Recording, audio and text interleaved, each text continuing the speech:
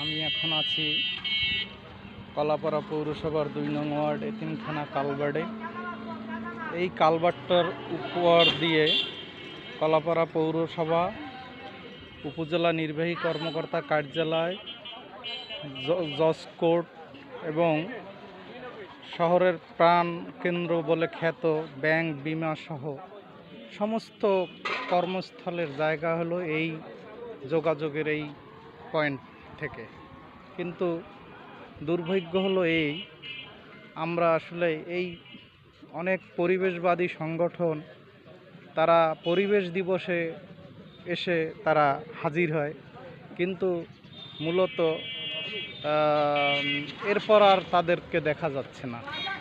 কিন্তু আমি সবসময় আমরা এই পরিবেশের ভারসাম্য সুরক্ষার জন্য কলাপাড়া সম্মিলিত নাগরিক অধিকার জোট সবসময় সোচ্চার ছিল, আছে, থাকবে।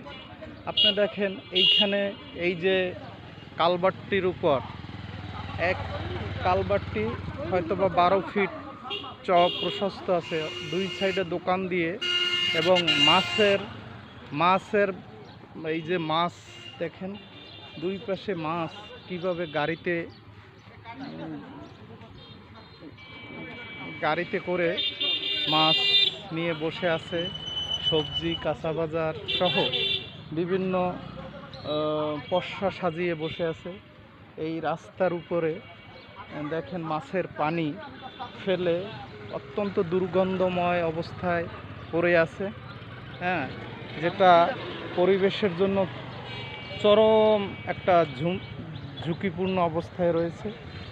তো এবং আশেপাশের এলাকায় এমনভাবে প্লাস্টিক বর্জ্য ফেলে রাখা হয়েছে যেগুলো এখন এডিস মশার লার্ভা জমে এই ডেঙ্গু মশার প্রাদুর্ভাবের কারণে ডেঙ্গু রোগটি ছড়াতে পারে।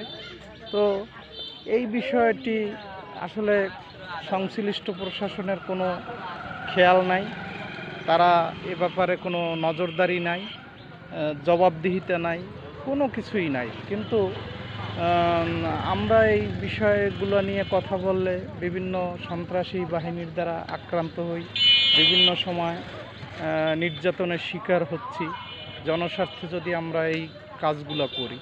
তো আসলে আপনারা দেখেন যে কী হচ্ছে, আপনাদেরকে আমরা যদি একটু দেখাতে পারতাম যে আসলে কি অবস্থা।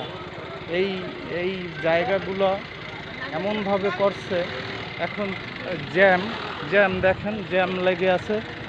বাংলাদেশ নৌবাহিনীর একটি গাড়ি ক্রস করতে পারছে না, এমনভাবে এই রাস্তাটি মানে জবরদখল করে আছে।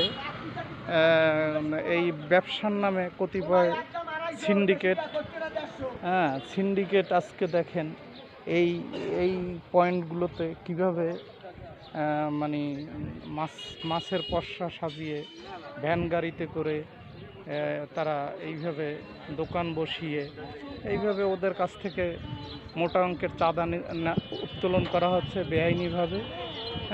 ওদেরকে বসিয়ে পৌরসভার নির্ধারিত মাছ বাজার রয়েছে, তারপর কৃষকদের কৃষি বাজার রয়েছে, সেই স্টলগুলো কিন্তু ফাঁকা পড়ে আছে।